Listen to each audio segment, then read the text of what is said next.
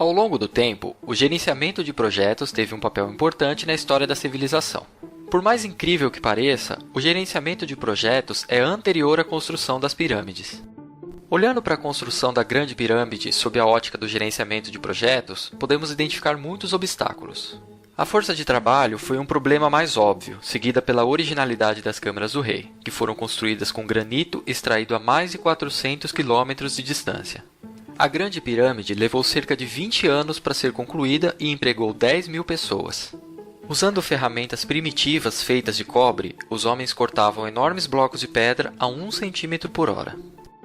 Na era medieval, o Reino Unido trouxe um novo contexto para o papel de gerente de projeto, que na época era desempenhado por trabalhadores da construção civil. Os gerentes de projeto daquela época tinham que saber como fortificar as fortalezas, através de elementos arquitetônicos que pudessem dificultar ou impedir a entrada de invasores. Dentre as construções, havia escadarias em sentido horário que obrigavam o invasor a usar a espada com a mão esquerda, ou portas mais baixas no topo das escadas, que forçavam o invasor a abaixar a cabeça para entrar, ficando assim vulnerável a um ataque. Já no século XIX, durante a primeira Revolução Industrial, os projetos de construção eram considerados como arte, tornando-se um pouco mais importantes quando as fábricas precisavam de grandes espaços para alocar trabalhadores, produtos e maquinário. Durante esse tempo, enquanto a tecnologia avançava rapidamente, as ferramentas para projetos permaneciam praticamente as mesmas.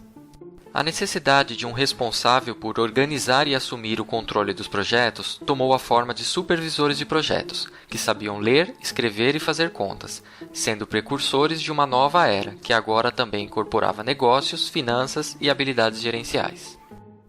O século XX foi palco de enormes mudanças no gerenciamento de projetos.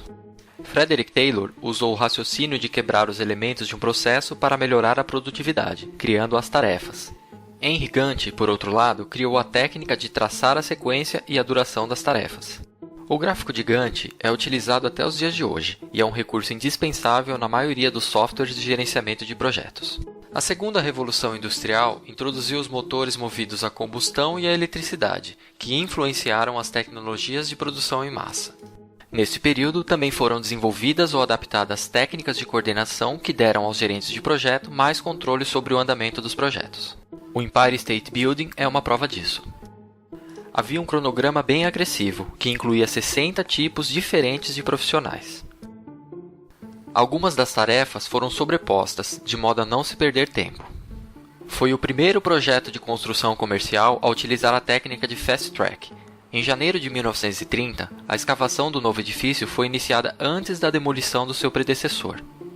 Foram construídas 4 lajes e meia por semana, utilizando inovações que economizaram tempo e recursos. Os números do projeto do Empire State Building são bastante expressivos. Foram demandados 3.500 homens e 7 milhões de horas. O projeto foi concluído 3 meses antes do prazo, com 18 milhões e 300 mil dólares abaixo do orçamento. A terceira revolução industrial introduziu os computadores, a internet e práticas de gestão. Em 1955, os militares dos Estados Unidos inventaram o PERT para determinar o tempo que se levava para completar uma tarefa e identificar o tempo mínimo necessário para completar um projeto. Em 1957, a DuPont criou o CPM para lidar com várias tarefas e interações de um projeto, incorporando algoritmos para definir as atividades do projeto.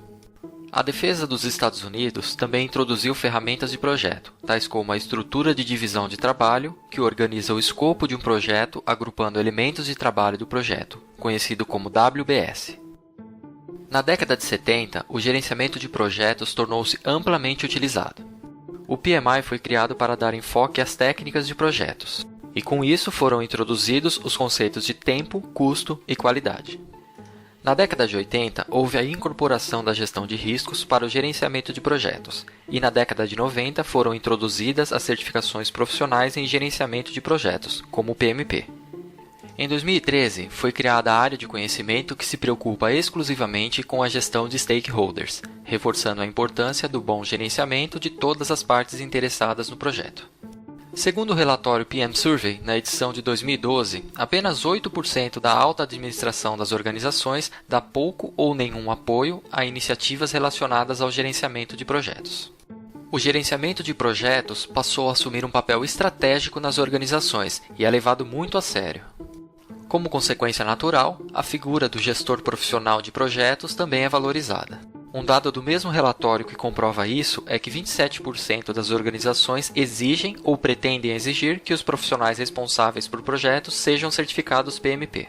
Outros 51% dizem que a certificação é vista como um diferencial. E somente 21% das organizações são indiferentes quanto ter ou não profissionais certificados.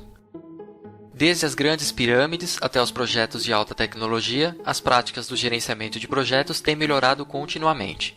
Por esse motivo, o nosso curso pode ser um ponto de partida para o seu aprendizado nessa disciplina, mas de forma alguma deve ser o passo final.